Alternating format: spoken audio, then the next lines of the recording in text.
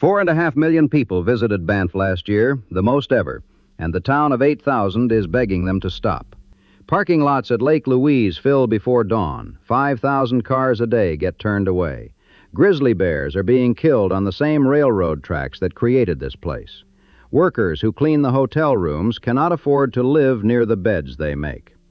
Banff was not discovered. It was invented by a railroad company to sell train tickets. That decision worked so well, the product is now consuming the place it was built on. The man who set this in motion was William Cornelius Van Horne, the general manager of the Canadian Pacific Railway. He was not a naturalist. He was not a conservationist. He was a railroad man with a problem.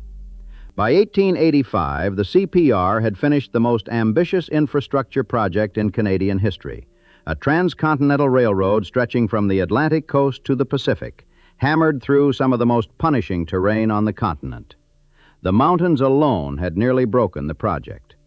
The problem was not building it. The problem was paying for it. The railway had cost fortunes, and to justify the expense, Van Horne needed people, paying passengers, to actually ride the thing. Between the prairies and the coast, there was nothing but rock, ice, and silence. No cities, no markets, no reason for a ticket. Van Horne looked at those mountains and saw not an obstacle, but an asset. He is supposed to have said, "Since we can't export the scenery, we'll have to import the tourists." Whether or not those were his exact words, his strategy was real and remarkably deliberate. He would build luxury hotels along the railway route in the most spectacular mountain settings he could find and market them to the wealthy travelers of the Victorian world. The wilderness would become a destination. The railroad would be the only way to reach it, and every hotel guest would first have to buy a train ticket. 2 years earlier, in 1883, 3 CPR construction workers, Frank McCabe and brothers William and Thomas McCardle, had stumbled onto something at a place the railroad called Siding 29. Natural hot springs on the slope of Sulphur Mountain, steam rising from rock in the middle of the Canadian Rockies. They weren't the first to find the springs. The Stoney Nakoda people had known about them for thousands of years. Archaeological evidence at nearby Vermilion Lakes traces human activity in this valley back more than 10,000 years. But McCabe and the McCardle brothers did something the Stoney Nakoda had never done. They filed a claim. They wanted to own the springs and develop them commercially. They were not the only ones. Other prospectors and speculators rushed in. Competing claims grew bitter enough that Prime Minister John A. Macdonald stepped in and declared the hot springs federal property, a 26-square-kilometer reserve protected from private development. That was November 1885. Canada's first national park. The third national park established anywhere in North America after Yellowstone and Mackinac. And from the very first day, the motive was not preservation for its own sake. It was commerce. MacDonald and the CPR understood the same thing. The springs would attract tourists. The tourists would ride the railroad, and the railroad would finally start making money. The park was the product. The railroad was the delivery system. Conservation was the packaging. In 1887, the reserve was expanded to 674 square kilometers and renamed Rocky Mountains Park. It would eventually grow to over 6,600 square kilometers, an area larger than the state of Delaware. But the core purpose never wavered. The park existed to generate traffic for the railroad. Van Horne moved fast. He had a vision for a chain of luxury hotels running the length of the CPR line through the Rockies and Selkirk Mountains, each one a reason to buy a ticket to the next destination. The Banff Springs would be the centerpiece. He commissioned Bruce Price, one of the foremost architects in New York, the same man who would later design the Chateau Frontenac in Quebec City, to design a grand hotel above the confluence of the Bull and Spray rivers overlooking the valley. Construction began in 1886. The budget was $250,000. The scale of what followed, however, vastly outstripped that estimate. The hotel opened on June 1st, 1888. 5 stories of wood, room for 280 guests, turrets and dormers rising out of the forest like a chateau dropped into the wilderness by some confused European duke. And then Van Horne arrived to inspect his creation and found something wrong. According to a legend that has been told and retold for over a century, the building had been constructed facing the wrong direction. The guests' rooms looked out at Sulphur Mountain. The staff quarters had the million-dollar views of the Bow Valley. Whether the story is precisely true or has been embellished over the decades, it became part of the hotel's mythology from the start. The grand ambition undercut by a construction error so basic it seemed almost impossible. Price, the architect, is said to have been embarrassed enough to leave a room sealed up rather than admit another mistake. That room, supposedly, was never found again. A lost room somewhere in the walls of the Banff Springs Hotel. Guests and staff have looked for it ever since. The mistake, if it was a mistake, did not matter. The hotel was an immediate sensation. Within a few years, it was considered one of the top 3 mountain resorts in North America. Wealthy visitors arrived by train, stayed the entire summer, and were expected to demonstrate they had at least $50,000, roughly $1.5 million in today's money, before booking their season. They hiked, rode horses, canoed, golfed, attended performances and afternoon teas. The Banff Springs became a self-contained world of luxury in the middle of nowhere, reachable only by rail, surrounded by wilderness that existed functionally as the hotel's scenery. But a hotel needs a town, and a town needs workers, and workers need somewhere to live. In 1886, George A. Stewart was hired as the first park superintendent and tasked with designing a town site. His job was explicit: build a community that would attract and serve the wealthy tourists of the Victorian era. Not a mining town, not a farming settlement, a service town from its first survey stake. The town of Banff was created for one purpose, and it has never been allowed to forget it. The municipality was not formally incorporated until 1990, making it one of Alberta's youngest municipalities, despite being one of its oldest communities. It was the first town in Canada to be incorporated inside a national park. To this day, you cannot live in Banff unless you work in Banff. That is a federal regulation called eligible residency, designed to ensure housing goes to workers rather than vacation property owners. The town exists inside a national park on federal land, and its residents are there by permission, not by right. The town site covers less than 4 square kilometers. Its boundaries are fixed by federal law. It cannot expand, ever. At an elevation of nearly 1,400 meters, it is the highest town in Canada. Meanwhile, the people who had lived in this valley for millennia were being pushed out. Between 1890 and 1920, the Stoney Nakoda were systematically excluded from the park they had inhabited for thousands of years. The standard explanation has been that they were removed to create uninhabited wilderness, to preserve some pristine natural state. But historians who have studied the evidence closely tell a different story. The Stoney Nakoda were excluded in the interests of sport hunting, tourism, and assimilation. Wealthy sportsmen who came to the Rockies to hunt despised indigenous subsistence hunting and lobbied aggressively to keep the Nakoda out. The park expanded in 1902 until it abutted the Stoney Nakoda Reserve itself, absorbing much of their hunting grounds.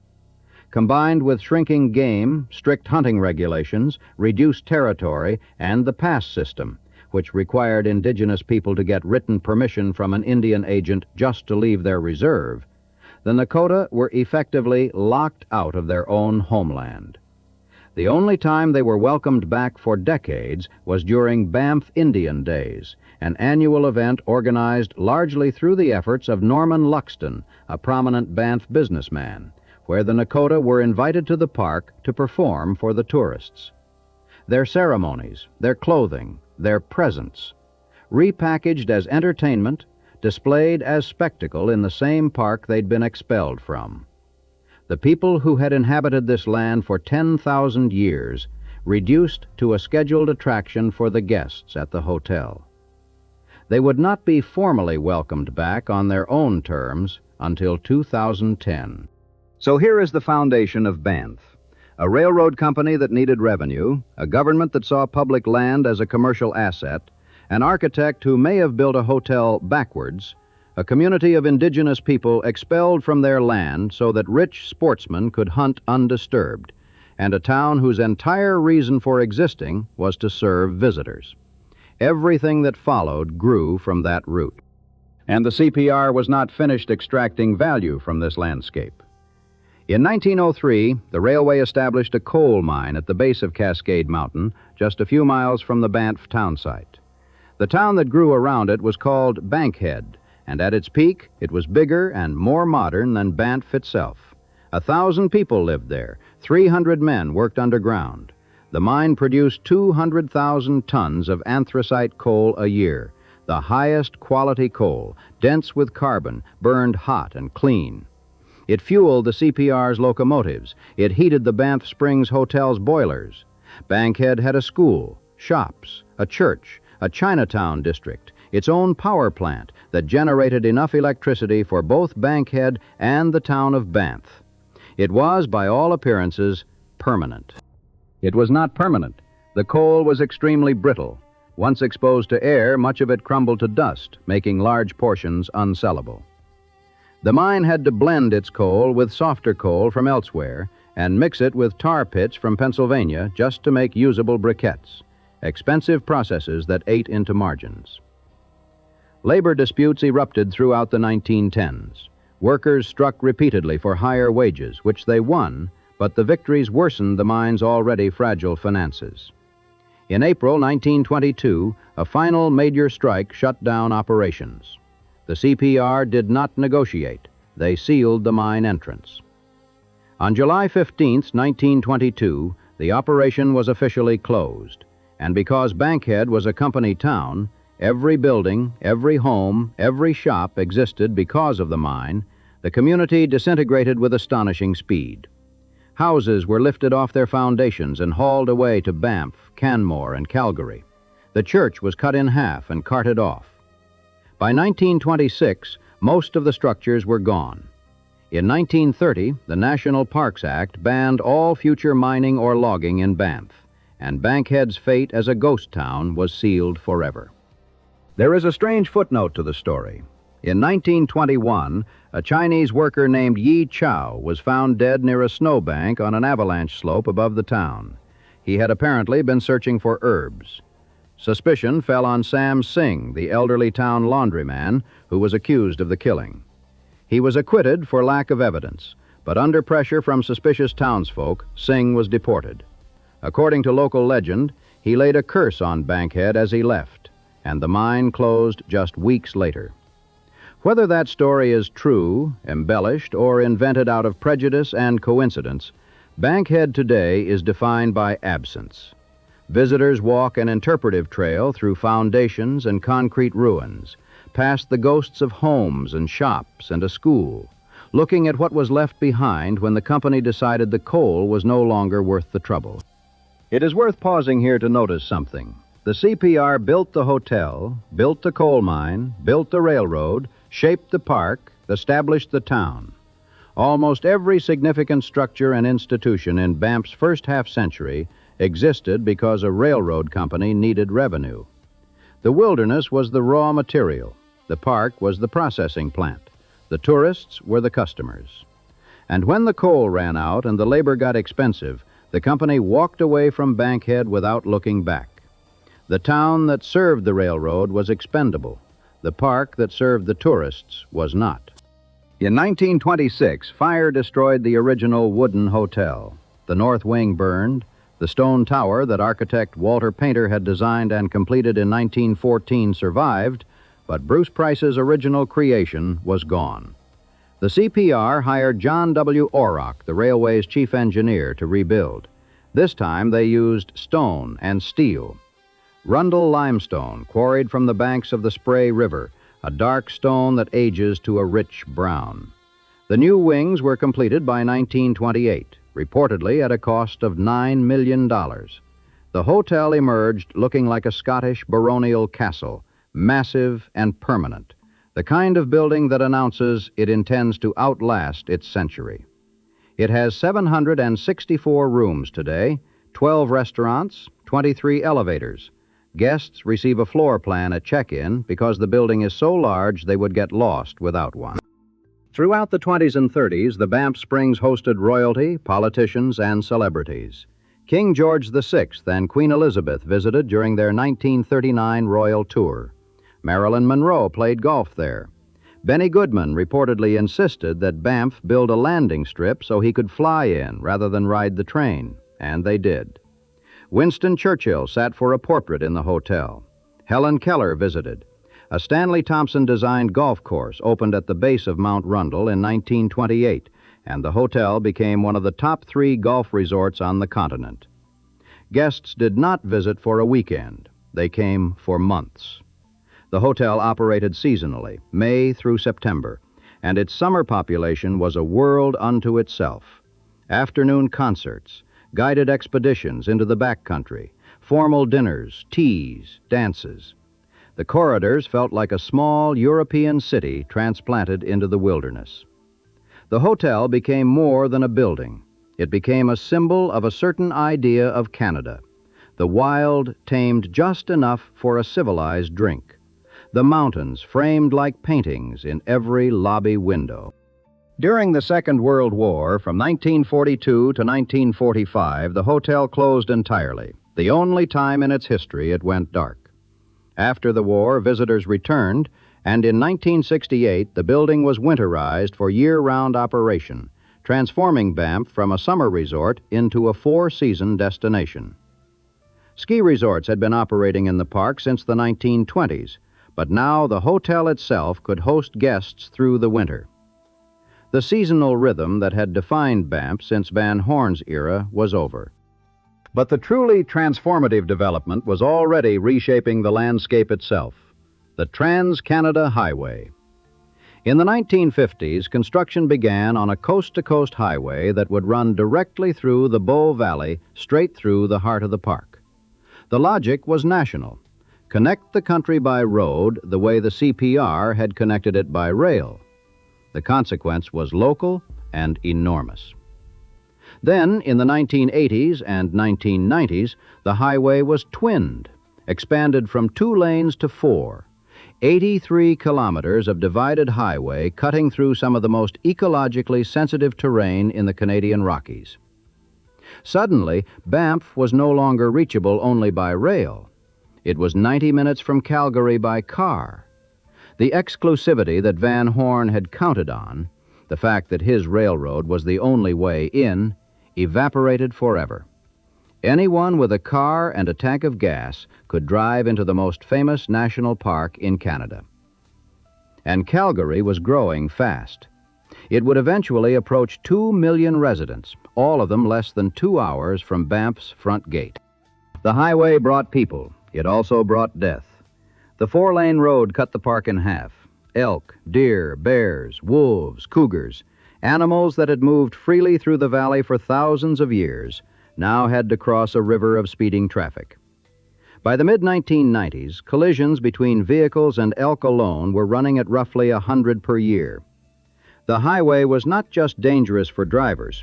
It was shredding the ecosystem, isolating animal populations on either side, severing breeding routes, fragmenting habitat that had been continuous since the Ice Age. Parks Canada's response was extraordinary, and it became one of the great conservation stories of the modern world. Starting in 1996, they began building wildlife crossings, overpasses and underpasses, designed to let animals cross the highway safely. The first 2 overpasses cost about $1.5 million each. From a driver's perspective, they look like ordinary highway bridges, but on top they are landscaped with forest, rock, and native vegetation, uninterrupted corridors of wilderness stretching from one side of the highway to the other. Fencing 2.5 meters high lines both sides of the road, keeping animals off the pavement and funneling them toward the crossings. Many biologists were skeptical. Would wild animals actually use a concrete structure to cross a highway? Would grizzlies walk over a bridge with cars roaring underneath? The answer came faster than anyone expected. Elk were the first to adapt. Some began using overpasses while construction crews were still working on them. Then deer, then wolves, black bears, cougars. Each species turned out to have preferences. Grizzlies and ungulates favored the wide-open sight lines of the overpasses. Black bears and mountain lions preferred the shadowy, damp tunnels of the underpasses. Within a few years, the skepticism was gone. Today, there are 6 overpasses and 38 underpasses spanning 82 kilometers of the Trans-Canada through the park, the most extensive network of wildlife crossings anywhere in the world. Cameras have documented more than 250,000 individual crossings by 11 species of large mammals. Vehicle-wildlife collisions dropped by more than 80%. For elk and deer specifically, the reduction was 96%, from roughly 100 collisions a year to nearly 0. Genetic studies confirmed that grizzly and black bears were using the crossings not just to travel, but to find mates on the other side of the highway, maintaining the genetic connectivity that a fenced 4-lane road would have otherwise destroyed. Scientists from around the world now visit Banff to study the system. The design has been replicated in Los Angeles, Washington State, Montana, Argentina, even for jaguars in South America. One researcher called it Canada's greatest conservation success story. But here is the cruel irony buried inside that success. The highway crossings work. The animals have adapted. The road, once a death trap, has been mitigated. And yet the railroad, the original line, the one that created Banff in the first place, laid by the same CPR that built the hotel and the coal mine, and the entire reason this park exists, is still killing bears. 19 grizzly bears have died on the railway tracks in Banff National Park since 2005. In 2025 alone, 3 grizzlies were confirmed killed by trains, including 2 breeding-age females. That is a devastating blow to a population estimated at just 65 bears in the entire park. Female grizzlies reproduce slowly. Losing even one breeding female can ripple through the population for years. In 2026, a cub belonging to Bear 142, one of Banff's most famous and recognizable grizzlies, was struck and killed by a train near Protection Mountain. The bears are drawn to the tracks for reasons that are almost poetic in their cruelty. Buffalo berry bushes thrive along the railway right-of-way, growing thick in the cleared sunlight beside the rails.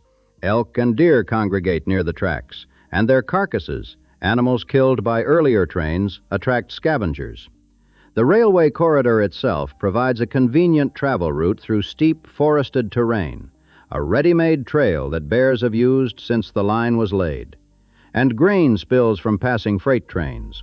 One study found that approximately 110 tons of grain trickles or spills from rail cars across the park every year, creating a lethal buffet along the rails.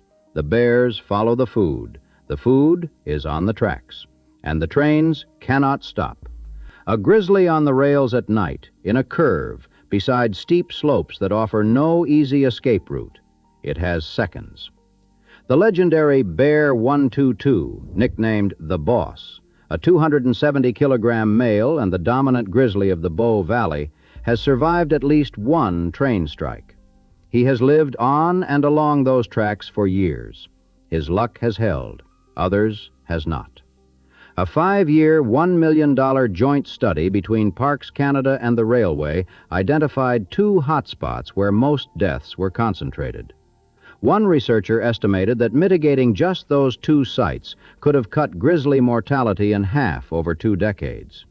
The most obvious solution, slowing the trains, hits a wall of economics. Speed is profit.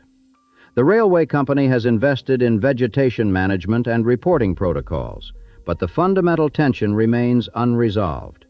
The same railroad that gave Banff its reason to exist is still, 140 years later, killing the animals that people come to see. Meanwhile, Van Horne's original wish, import the tourists, has been granted beyond anything he could have conceived. 4.5 million visitors in 2025, a 36% increase over the previous decade. The Lake Louise area alone draws about 2.6 million people a year, 70% more than in 2010. And the town of Banff, population 8,000, fixed by federal law, absorbs 40 to 50,000 visitors daily in the summer months. Over the 2024 Labor Day weekend, more than 32,000 vehicles entered the town site in a single day. One day. Think about what Van Horne was selling. Exclusivity, grandeur, pristine wilderness accessible only to the privileged few who could afford a CPR ticket and a summer at the Springs. The experience of visiting Banff during peak season now is closer to the opposite of that vision. Johnston Canyon, one of the park's most popular trails, has been compared to crowding into a rush-hour subway, a single-file shuffle along a narrow canyon, shoulder to shoulder with strangers, pausing not for the waterfall, but for the line ahead to move. At the peak spots, the parks themselves have become backdrops, not for experience, but for content. The lakes are stages, the mountains are wallpaper. The visitors are not there to be in the wilderness. They are there to prove they were. On a typical summer day, roughly 17,000 vehicles enter the park, emitting greenhouse gases, nitrogen oxides, and volatile organic compounds that degrade the very air quality visitors came to breathe. In 2022, the parking lot at Moraine Lake, one of the most photographed places in Canada, its turquoise water and ring of peaks gracing countless Instagram feeds, was at capacity 24 hours a day, 7 days a week for the entire peak season. Not full during the day, full around the clock.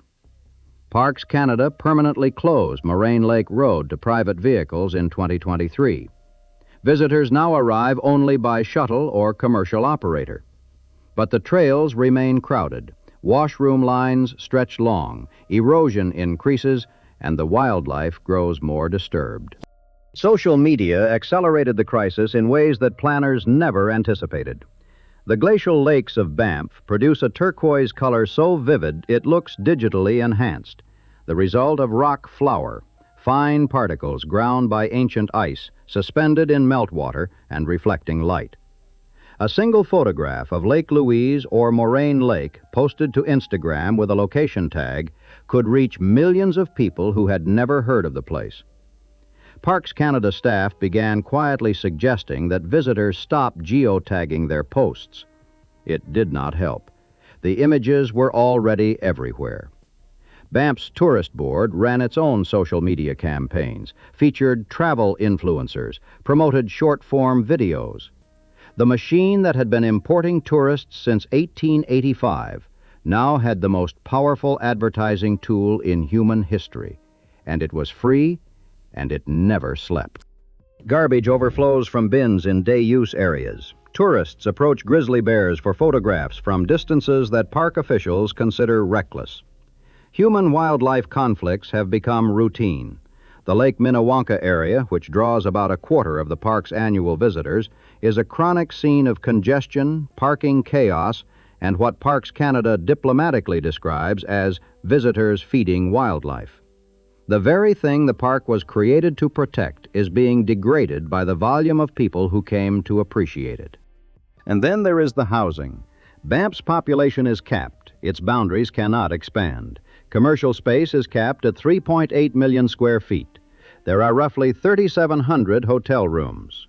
About 90% of the local economy depends directly or indirectly on tourism.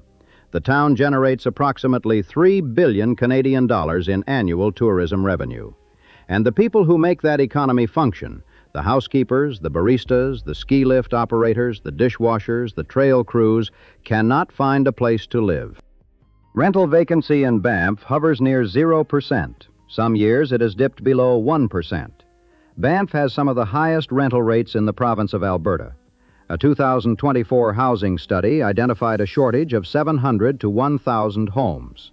The Banff Housing Corporation maintains a wait list of 400 people seeking units to buy and another 300 seeking rentals. 40% of Banff's population consists of short-term workers, many of them young, many international, who come for a few months to a few years and provide the labor the tourist economy requires. They arrive to find that a one-bedroom apartment, if one exists at all, costs more than they will earn. One 18-year-old worker who came to Banff dreaming of a mountain adventure lasted 4 days before the housing situation drove her out. Nearly half of all job postings in Banff and the surrounding Bow Valley now advertise subsidized staff housing, not as a perk, but as a necessity, because without it, no one applies. Workers have been found living in cars, in tents, in illegal basement conversions. One longtime resident of 11 years began looking for new housing and found himself unable to afford anything in the town where he had built his entire life. The Grizzly Paw Brewing Company publicly stated it needed dozens of employees before the 2026 summer season and could not find them. The federal government tightened regulations on the temporary foreign worker program, which had been the backbone of the mountain hospitality sector for years, squeezing the labor supply further. The crisis is structural. Fewer Canadians enter hospitality programs. International workers cannot afford the rent, and the town cannot build fast enough inside boundaries that will never move. In 2024, Banff approved dramatic policy changes to spur construction. Over 550 new housing units entered the pipeline, more than the previous decade's total combined. A 90-unit affordable housing project on Wolf Street, expected to cost $41 million, is planned for completion in late 2027. The federal and provincial governments and a private foundation have contributed nearly $15 million. 90 units. For a town short 1,000 homes, for a workforce that turns over constantly. The math does not close, and everyone involved knows it. The situation sharpened further in 2025 when the Canadian federal government launched the Canada Strong Pass, free admission to all national parks from June through September. Banff's visitation surged. The pass was renewed for the summer of 2026. Parks Canada is now actively exploring measures that would have seemed unthinkable a generation ago.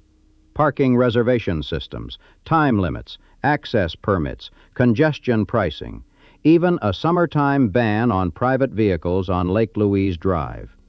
New access restrictions are expected to take effect as early as 2027. The park's superintendent has stated plainly that Lake Louise has reached its visitor and ecological capacity. Harvey Locke, co-founder of the Yellowstone to Yukon Conservation Initiative and a Banff resident whose family ties go back generations, put it simply. People don't come to national parks to feel like they're crowding into a subway train in London. He has called for hard caps, limit the passes, and when the park is full, close the gates. When it's full, it's full. This is a normal thing. Popular places have to be managed at capacity. But managing capacity means confronting a tension that has lived in Banff's bones since the day Van Horne looked at those mountains and decided to sell them. Banff was created to be visited. The town exists to serve visitors. 90% of the economy depends on visitors. $3 billion a year flows through this valley because people want to stand on the shore of a turquoise lake. The province of Alberta wants to increase annual tourism revenue to $25 billion by 2035, and Banff and the surrounding mountain towns are absolutely central to that ambition. Calgary's population is on pace to hit 2 million within the next decade, putting even more people within easy driving distance of the park gates. Telling people not to come is, in a very real sense, telling Banff not to be Banff. It is asking the place to reject the purpose it was built for, the only purpose it has ever had. And yet the consequences of not telling them are visible everywhere. The wildlife corridors that let grizzlies move between habitats are being pinched by traffic and human activity. The park's ecological integrity, the legal mandate under which Parks Canada operates, is being compromised by the visitors it is required to welcome. The town's social fabric is fraying. A 2023 community assessment found residents reporting declining quality of life from congestion, noise, pollution, and a diminishing sense of belonging in their own home. Some locals have petitioned for a cap on tourists. Others have simply left. The obstetrics department at Mineral Springs Hospital was shut down because the number of births in Banff had been declining and recruiting nurses had become nearly impossible. A town built for tourism, becoming a place where only tourists can comfortably exist. There is a proposed passenger rail from Calgary to Banff that has been discussed for nearly a decade. In theory, it would reduce highway congestion. In practice, it would run on the same CPKC railway lines or be twinned alongside them, adding more train traffic through a corridor where grizzly bears are already being killed. Harvey Locke has warned it would cause further harm.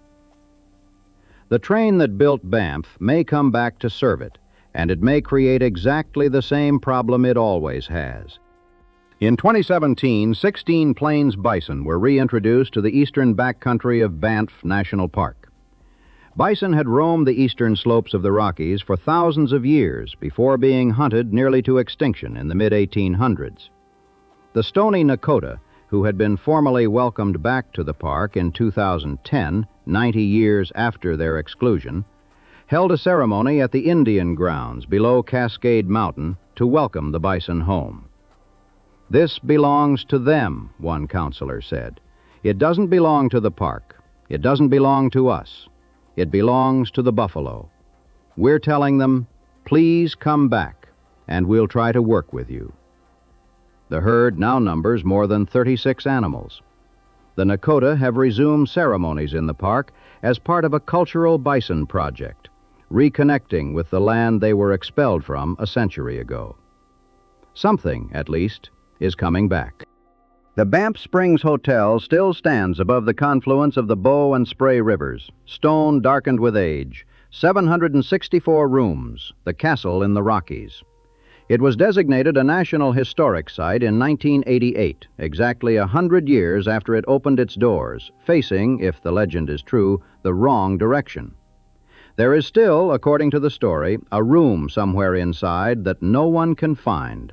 A sealed space behind the walls, a mistake from the original construction that was never corrected, never acknowledged, never explained.